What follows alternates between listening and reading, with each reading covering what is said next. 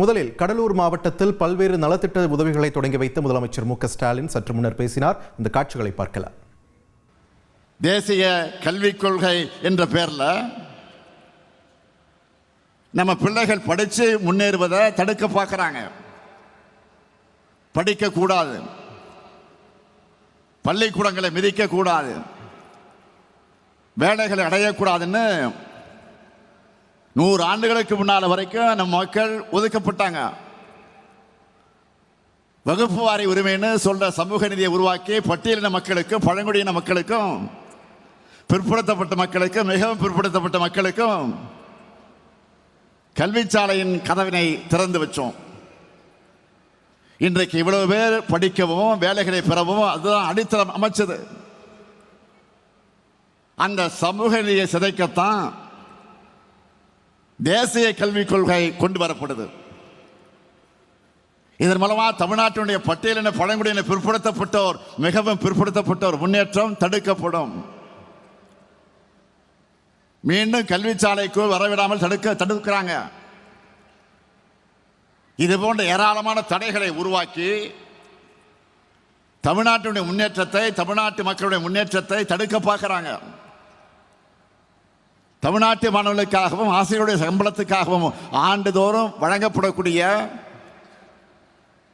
2152 கோடி ரூபாய் ஆக அந்த நிதியை உடனடியாக விடுவியுங்கள் என்று நேற்றைய தினம் நம்முடைய மாண்புமிகு இந்திய நாட்டினுடைய பிரதமர் நரேந்திர மோடி அவர்களுக்கு தமிழ்நாட்டினுடைய முதலமைச்சர் என்ற முறையில் நான் கடிதம் எழுதினேன். அதற்கு இன்றைக்கு ஒன்றியத்தினுடைய கல்வி அமைச்சராக இருக்கக்கூடிய திரு நர்மேந்திர பிரதான் அவர்கள் பதில் கடிதம் அனுப்பியிருக்கிறார்.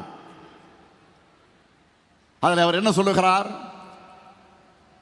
கல்வியில அரசியல் செய்ய வேண்டாம்னு அறிவுரை சொல்கிறார். நான் கேட்கிறேன், கல்வியில் அரசியல் செய்கிறது நீங்களா நாங்களா? மும்மொழி கொள்கை ஏத்துக்கிட்டாதான் கல்வித்துறைக்கு தர வேண்டிய நிதியை தருவோம்னு பிளாக்மெயில் பண்றதுக்கு பேர் என்ன? அரசியல் இல்லையா? கல்விக் கொள்கை என்ற பெயர்ல இந்தியை திணிக்கிறது அரசியல் இல்லையா? பல மொழிகள் கொண்ட இந்திய நாட்டை ஒரு மொழி நாடா மாத்துறது அரசியல் இல்லையா?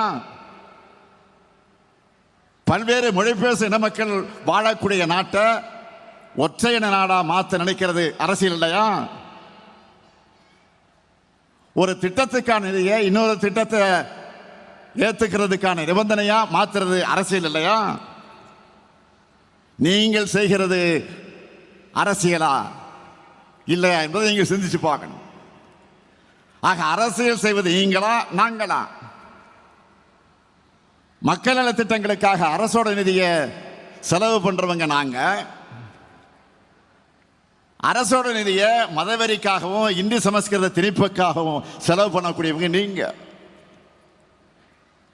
பிஎம்ஸ்ரீ திட்டத்தை ஏற்காததால தமிழ்நாடு 5000 கோடி ரூபாய் இழக்குதுன்னு சொல்ற ஒன்றிய அமைச்சர் தர்மேந்திர பிரதான் அவர்களே, தமிழ்நாட்டிலிருந்து நீங்க வாங்கிட்டு இருக்கக்கூடிய வரியை தரமாட்டோம்னு சொல்ல, எங்க கிட்ட இருந்து நீங்க வாங்கிக்கிட்டு இருக்கக்கூடிய வரியை தர முடியாதுன்னு சொல்ல எங்களுக்கு ஒரு நொடி போதும். மறந்துடாதீங்க. கொடுத்து பெறுவதுதான் கூட்டாட்சி தத்துவம். அதுதான் இந்திய அரசியலமைப்பு சட்டத்தோட அடிப்படை. அதை கூட புரிஞ்சிக்காதவங்க ஒன்றியத்தை ஆள்றதுதான் இந்தியாவுக்கு மிகப்பெரிய சாபக்கேடு. தேசிய கல்விக் கொள்கை என்பது கல்வியை வளர்க்கிறதுக்காக கொண்டு வரப்படல, இந்திய வளர்க்க கொண்டு வரப்பட்டிருக்கு. நேரடியாக திரிச்சா எதிர்ப்பாங்கன்னு கல்விக் கொள்கை மூலமா முலாம் பூசி திணிக்கிறாங்க. தாய்மொழியை வளர்க்க போறதா ஒன்றிய அமைச்சர் சொல்றார். மாண்புமிகு தர்மேந்திர பிரதான் அவர்களே, தாய்மொழி தமிழை வளர்க்க எங்களுக்கு தெரியும். இந்தி மொழியால தங்களுடைய தாய்மொழிகளை தொலைச்சிட்டு நிக்கிறவங்க கிட்ட கேளுங்க. உங்க சதித்திட்டத்தோட ஆபத்து புரியும். நீங்க வந்துதான் வளர்ப்பீங்கன்னு தமிழ் உங்ககிட்ட கையேந்தி நிக்கல. ஒன்றிய அரசுக்கு நான் கடுமையான எச்சரிக்கை விடுக்கிறேன். தேன் கூட்டுல கல் எறியாதீங்க. தமிழர்களோட தனித்துவமான குணத்தை மறுபடியும் பார்க்கணும்னு ஆசைப்படாதீங்க.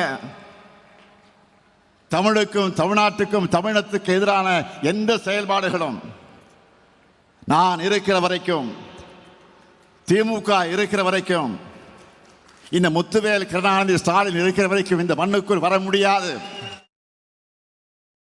கடலூரில் பேசிய முதலமைச்சர் மு.க.ஸ்டாலின் தேசிய கல்விக் கொள்கை குறித்தும் தொடர்ந்து அமைச்சர் தர்மேந்திர பிரதான் நிதி கொடுக்க மறுப்பது குறித்தெல்லாம் விமர்சித்து பேசியிருந்தார். அந்த காட்சிகளை நாம் பார்த்தோம். செய்திகளை உடனுக்குடன் தெரிந்து கொள்ள உடனே சப்ஸ்கிரைப் பண்ணுங்க.